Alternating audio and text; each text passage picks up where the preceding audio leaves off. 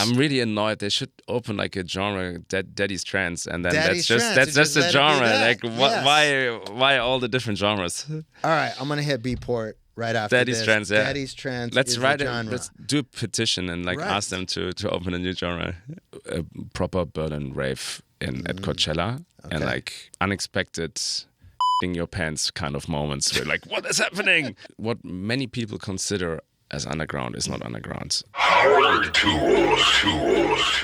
It's Powertools, and we got Marlon Hoffstadt in the house. How are you doing, man? Not too bad, not too bad. Oh, you are having an amazing moment.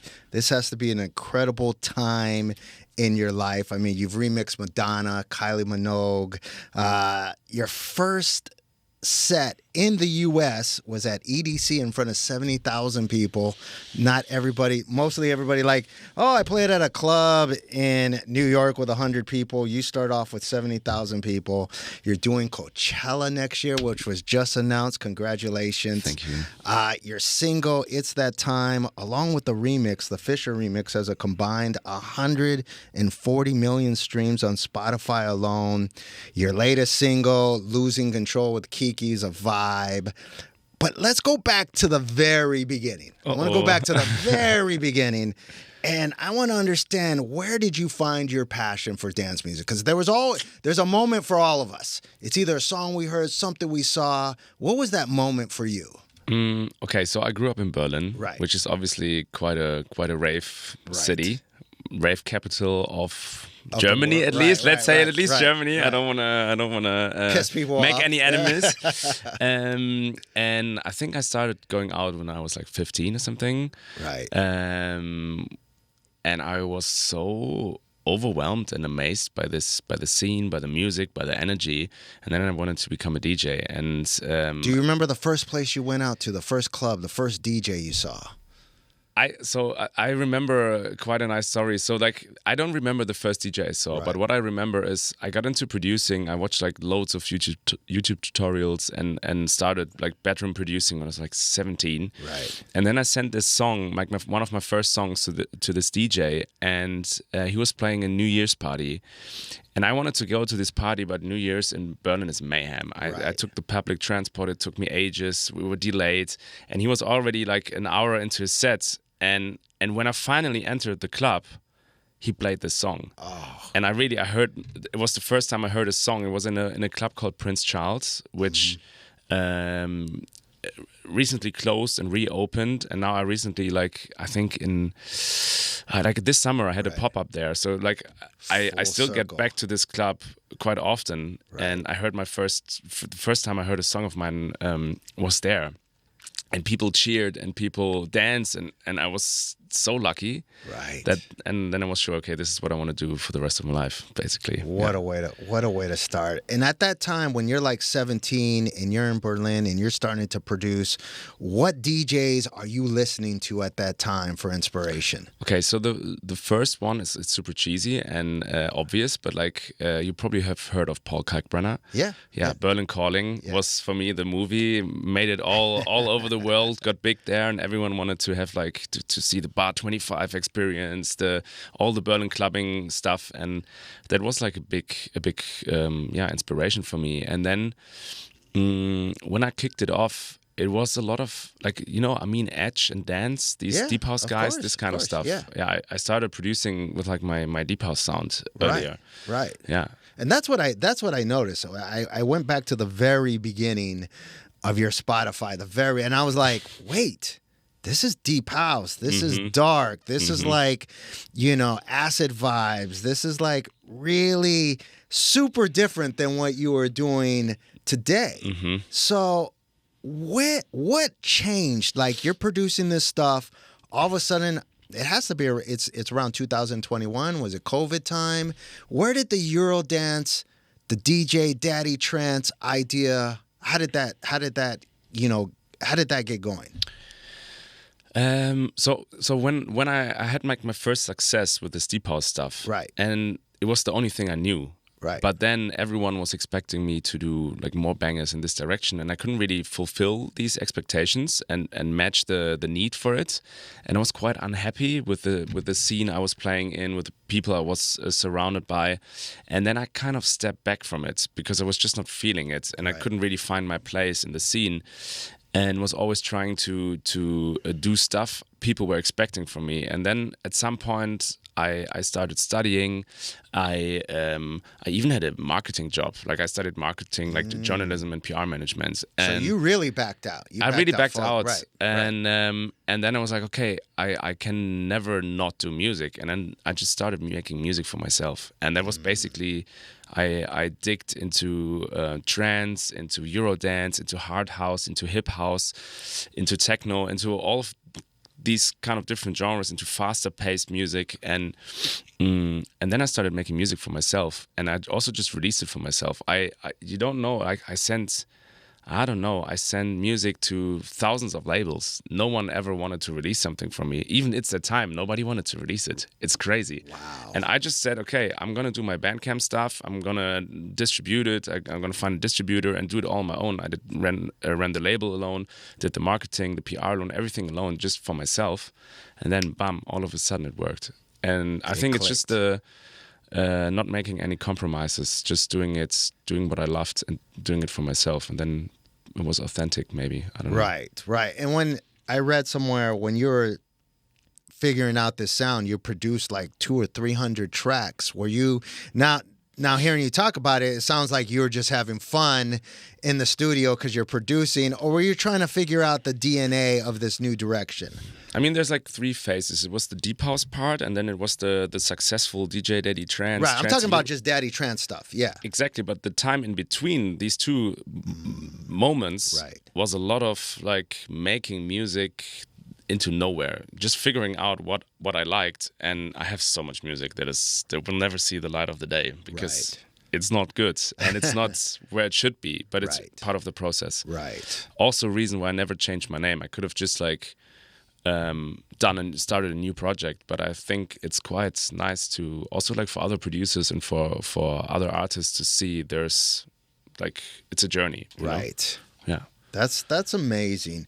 And when did you realize, like, you're doing everything yourself for this new sound? When did you realize, like, oh, it's clicking? Like, was it another DJ playing it where you're just like, oh, like, this is really something? There has to be that moment. We had like moments. So there were like, okay, so one of the moments was obviously It's That Time. Right. We had like this moment where I played this boiler room in Malta, Glitch Festival, and everyone started screaming along, and I was like, okay, what is happening? Why do they know the lyrics? Why is everyone freaking out? And then we had this on video, and it went viral on TikTok, and I really noticed, okay, there is attention also from a really young crowd, which is, I think, kind of like the reason why it got successful, because a lot of kids, you know, they couldn't go out during COVID. They couldn't really, they were able to go out like age-wise, and they were interested in the sound. And normally they would have had so many options and like opportunities to explore music, but everything was shut down. And then all of a sudden, everything opened again, and then they just wanted to release all this energy. And I think the sound was just there and matched their need, I think. Right. Yeah. It was a timing thing, you think? Luck. A bit of luck is always in there. Yeah. You make your own luck, I always true. say. Yeah. So speaking of It's That Time, like, it's a big record for you. Mm-hmm. How does the Fisher remix happen? Because that just came out of nowhere. It felt like nowhere. Yeah, okay. So Fisher, the fun thing about it is... so everyone was already playing the song, and he didn't really. It somehow it missed him. Like he was just, I don't know, maybe he was under a rock or something. I don't know. Right. He didn't know about the song, and then all of a sudden, I saw a video of him playing the original, like slowed down, and I was like, "Hey, thanks, man. Thanks so much for the play." Like pretty late down the line, right? Like, man, this is a banger. And like, did you tell him, man, it has been great 4 months ago? Exactly. Like, man, a bit late to the party. And then I was like, I think it would really fit your sound. Maybe you want to do a remix. And he was like, nah, I don't want to do a remix. It's already perfect as it is. Silence. 3 weeks later, he's like, okay, I changed my mind. Send me the stems. Wow. And then I sent him the stems, and I think 1 day later, 2 days later, I had the remix in my inbox, and then he was like, I'm going to test it. If it works, we need to do it. And then it worked. It absolutely worked. And when you first heard it, what did you think? You knew it. Yeah, of course. And the thing is, I'm not the biggest tech house fan, right? Because it's so close to what I used to do, right? And I kind of like, it's more a scene thing. Also, the people doing it nowadays, they are so much nicer than the people that I was working with back in the day. So that's also a difference. But this remix, it's tech house, but it's funky. I love Fisher's sound. I love it. I listen to it in the shower. I listen to it when I like cook. Right. I like a lot of like the new tech house, like the big artists, the artists that are big now. Right. I like their sound, right. And it's like it's fun loving. It's high energetic, and I think it's such a good match. Right. Yeah. That's amazing that you just put it out there. I think you should do a remix. That is just because it starts like I have this like a closed mouth will not get fed. And you just kind of put that out there. You have all the wisdom, man. Yeah, no, that's not wisdom, but it's just, that's awesome that you were able to like, because Fisher's obviously having a huge moment, and you put that out there, and it ended up coming back, and I think you guys both of you guys won from it.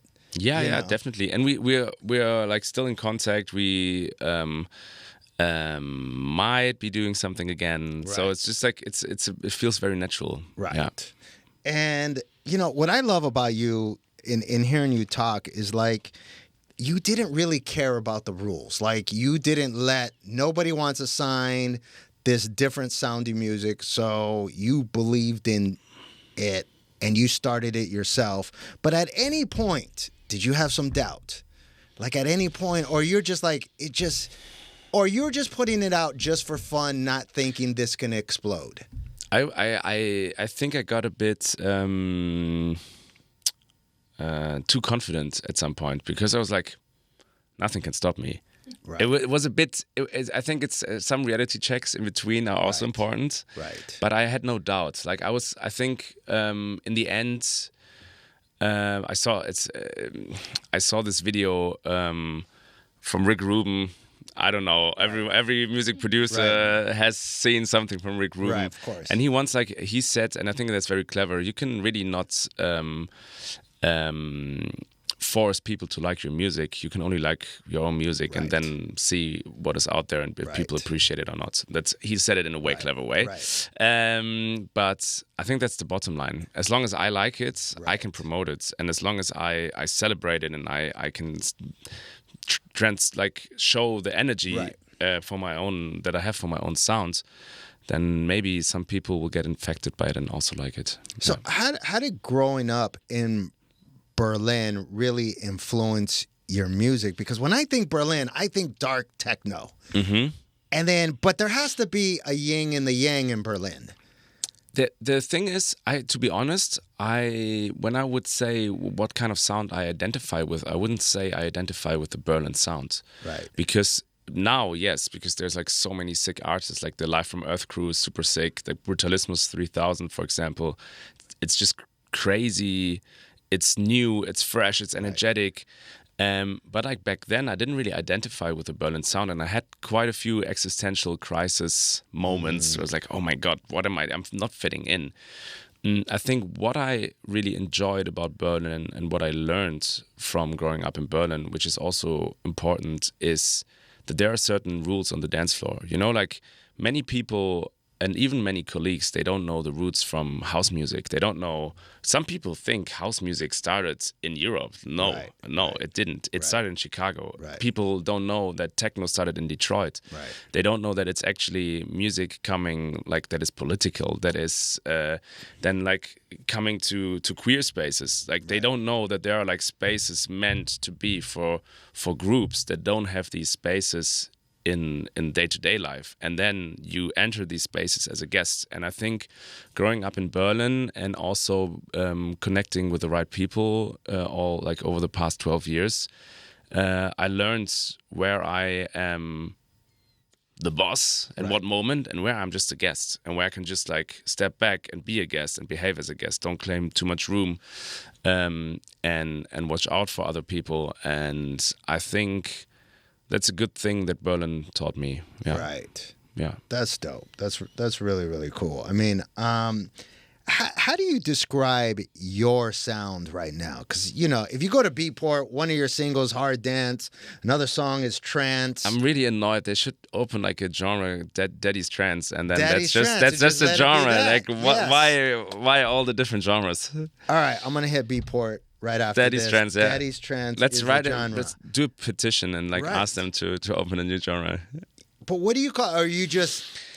Do you give it a genre? I mean, so I think it's just like a mixture of many things. It's like, first of all, it's trance because it has it has the tempo. But then when you look at the originators of trance, it's way different to what they do. Trance feels a bit bigger. Right. It feels euphoric. Very euphoric and like epic. Yes. And then when you take hard house, it has these like hip house influences, like rap, emceeing on it. It is Jackie drums. Right. It's bouncy. Then you have like even sometimes like what is it, hardstyle, or like you have so many different influences, and I think it's just something in between. I also don't really care. It's just as long as people like it. Right. It's Beatport's struggle, not mine. You know, like they put it wherever they want to put it, and I don't care about it. Right. Yeah. Right. That's really cool. So let's talk about your first show in America. Yeah. You're doing EDC, 70,000 people. It's incredible. I mean, what were you feeling right before you went on stage? That had Panic. I was literally, I ran to the toilet right before. I had like 2 minutes before my set. I was like, okay, guys, I need to go to the toilet again. And then there was this Dixie. I ran to this Dixie, peed again, because like before every show, when I know, okay, I can't pee for the next hour, I'm going to pee like 10 times or something. It's crazy. And then I came back super stressed, looked probably pretty pale. And then Armin van Buuren came off. And he gave me a hug, like a pretty long one. He's like, man, you got this. It's going to be so sick. And I was like, oh, it really helped me to calm down because so the story behind the set is also, I could have just played like all the bangers, but I decided to play like, I think 90% unreleased music. I don't know why. I made it so hard for myself without any need, but I just decided, okay, yeah, I'm going to play first show, 70,000 people. I play only music that they don't know. Yay. After Armin van Buuren, before Tiesto, very good idea. So I was standing up there and then I saw people sitting down. Like on the left of the, not many, but I think like, you know, with 70,000 people, if you saw see it, 2 people, you notice it.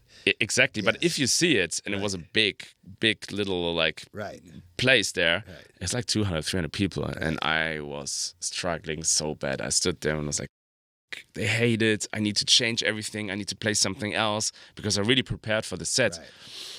And then I was like, okay, no, I'm just going to continue with this. And I just do my thing.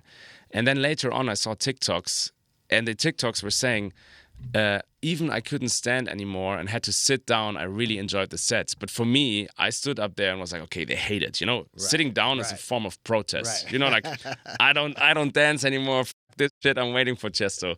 So, no, but in the end, it was an amazing experience. But I don't have much memory from it because I was just so nervous. Right. Yeah. That's actually the only real memory I have is like people sitting down.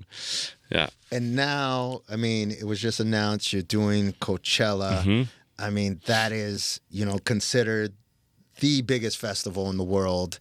Walk us through what happens from now into Coachella. I mean, are you starting to work on the set, the visuals? What goes into play? Okay, so I came to LA to make music. Right. I have like, I don't know, 40 songs that are being unreleased at the moment. I have so many new releases. I have loads of new stuff that I just wrote this week. So I'm gonna go back to the studio, organize myself, get everything together, have loads of A&R meetings, see what is gonna come out in the next month. Right. And then we're hoping to receive the set time. Right. Because we don't know it yet. And that's going to determine night, loads of visuals, day, maybe different stage setup, more ravey. I don't know. We will need to see what we can do. Right. But I think the what I would want from my set is people having a proper Berlin rave at Coachella, and like unexpected in your pants kind of moments where like, what is happening? Yeah, this is what I would like for my sets. But then however we do it, if it's daytime, if it's nighttime, if it's with visuals, if it's just raw rave energy, it doesn't matter. In the end, just... When do you find out? That's interesting. I thought I have no clue. You don't know. You don't. Okay, for the set time. I have no clue. I thought the set time, when you guys are booked, the set time's already given to you. Normally, yes. Right. But now we have no clue. I was like, I knew I would play, but I also didn't know which day. Maybe I also, I don't attend every management meeting. Right. Maybe I missed a few key informations. But I mean, the lineup is out. I'm playing Friday. Right. This is for sure. Right. This is for sure, yeah. That's amazing. That's interesting. So are you doing 90% of unfamiliar music at Coachella? I don't know. I don't know yet. I don't know. We will see. That's awesome. Let's talk about your recent single, Losing Control with Kiki. That song is a vibe. The collaboration is cool. Talk to us about the inspiration and the collaboration on that song. Okay, so Kiki and I met last year. We produced another song together. We went to the studio, produced this song, which is pretty sick. It's more techno, no vocal, more functional. Right. And then we were like exchanging music a lot. And then she sent me the draft of Losing Control. And because she was like, maybe it's too poppy for me.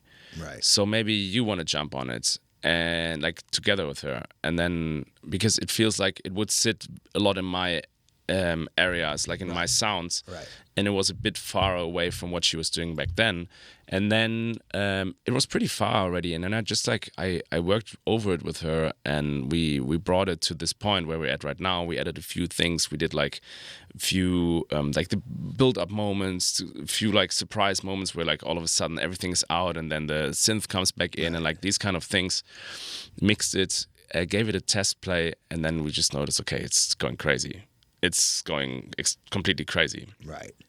And yeah, and then we had this party because before the interview we were talking about like that I played last night, played 2.5 hours. Right. We had this 5 hour back to back in Belgium where we were You guys playing. did 5 hours back to back. Yeah. Wow.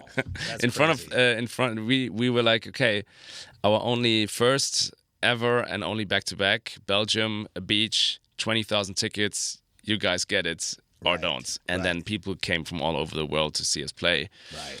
And the moment we decided, okay, we're going to do this party, we knew, okay, we want to release this song at that date. We have the party, we have the content, we have a big release party, and bam, here we go. And that was the story. Yeah. And when you're doing a 5 hour back-to-back set, what type of preparation goes into that? Believe it or not, we did not prepare. We didn't talk about it before. We were so the set was on a Sunday, and on a Friday we were like, okay, when are we gonna go hard?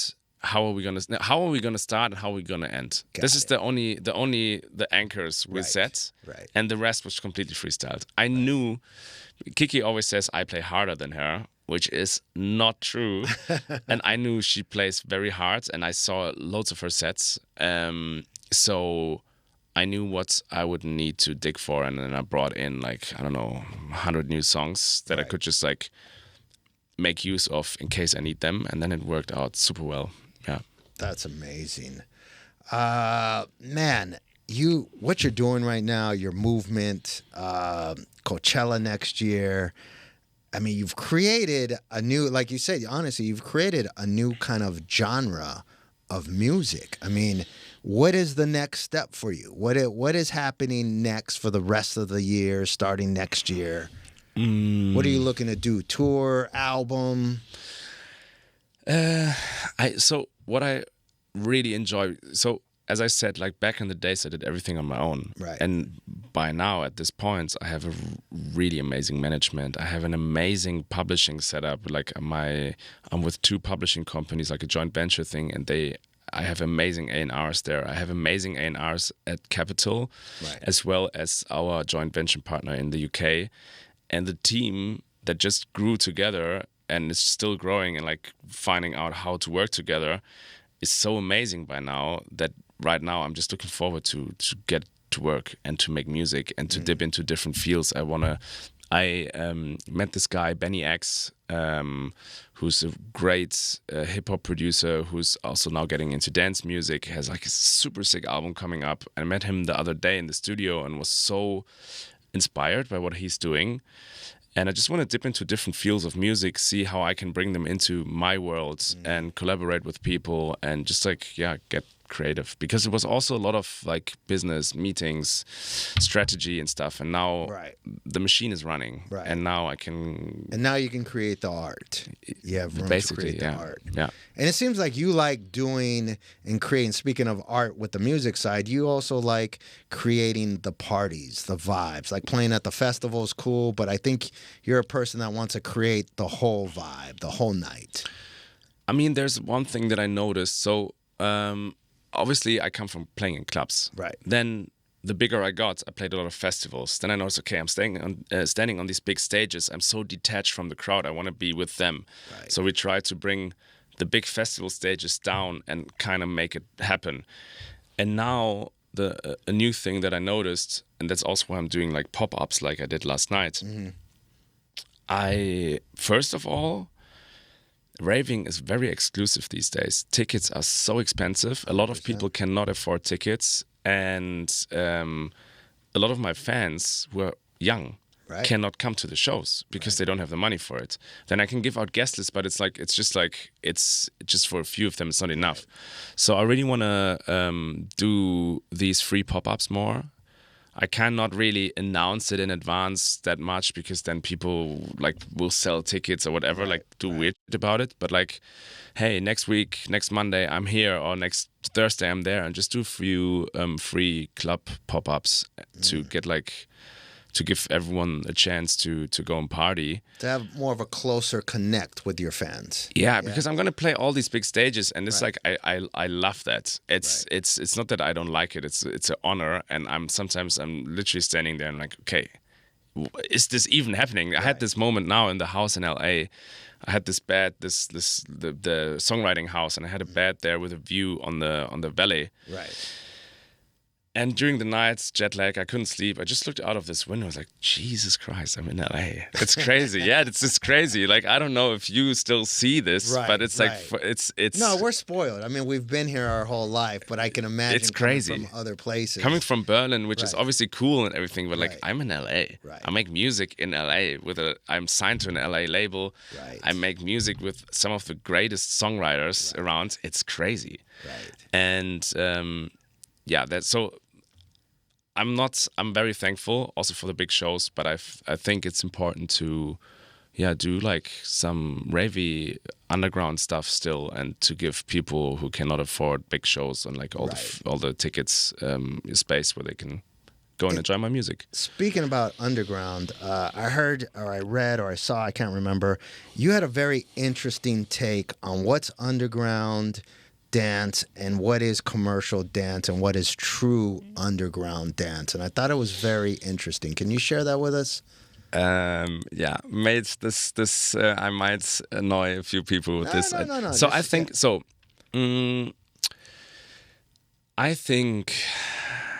think what many people consider as underground is not underground. I agree 100%. A lot of underground DJs and producers are actually shitting money. And they sell tickets for €150, and it's a machinery. I'm part of this too. Right. I'm not selling tickets for €150, but I'm doing good. Like it's not like I'm poor me, I need money or anything. It's like I'm not underground.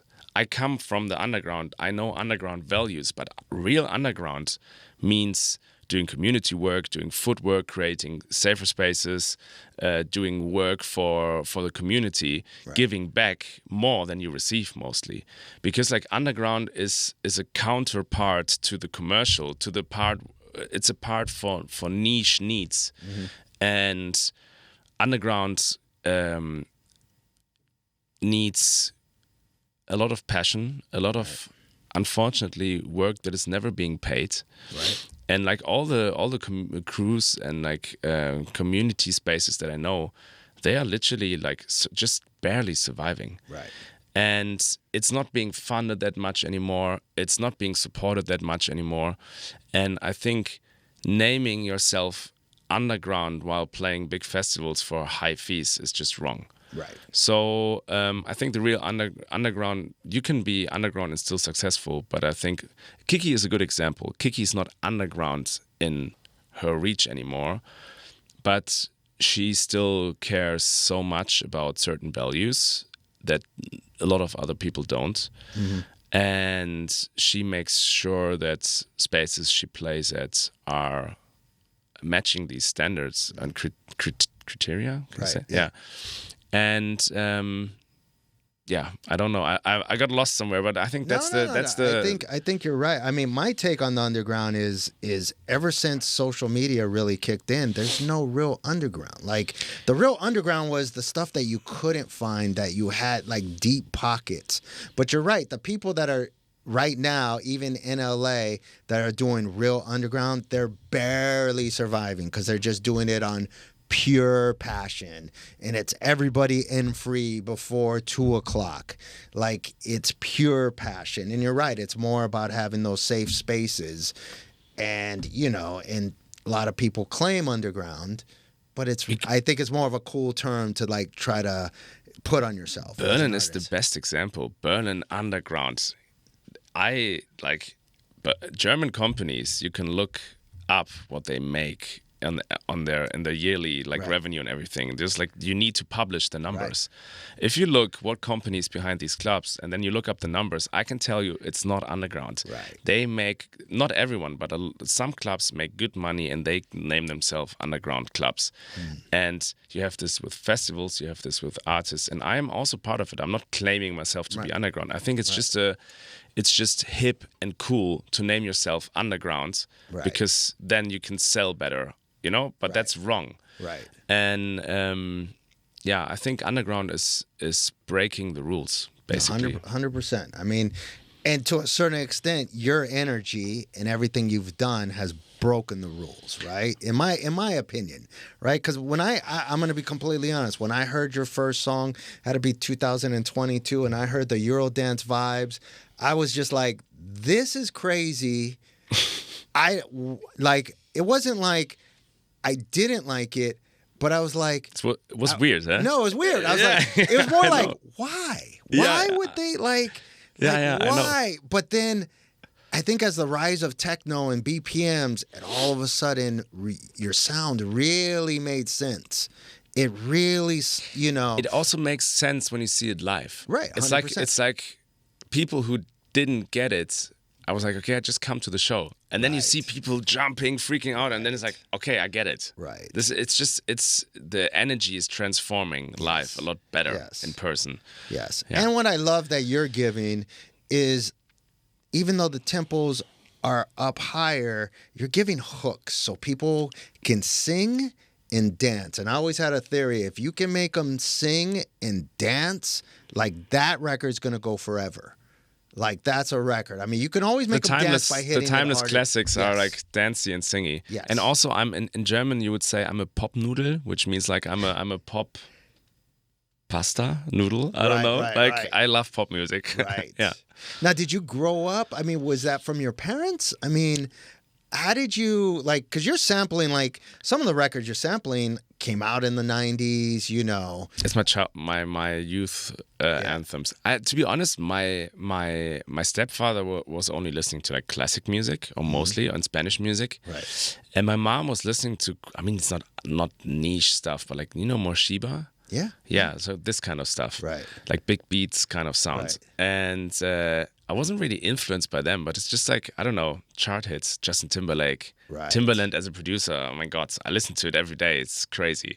Right. And I think just there's a certain vibe about these records back then that you don't have these days anymore, or rarely. Right. Yeah, so this is just what I like. Well, yeah. We love what you're doing, man, and keep on moving the way you're moving, because you're in a different direction, and I know you're going to crush it at Coachella next year. Thank you very much. And we'll have you back on after you do Coachella. Yeah. I'll pop by. Yeah. And you need to come by as well to Coachella. Yeah, for sure. Sweet. Awesome. Thanks for having me. Powertools.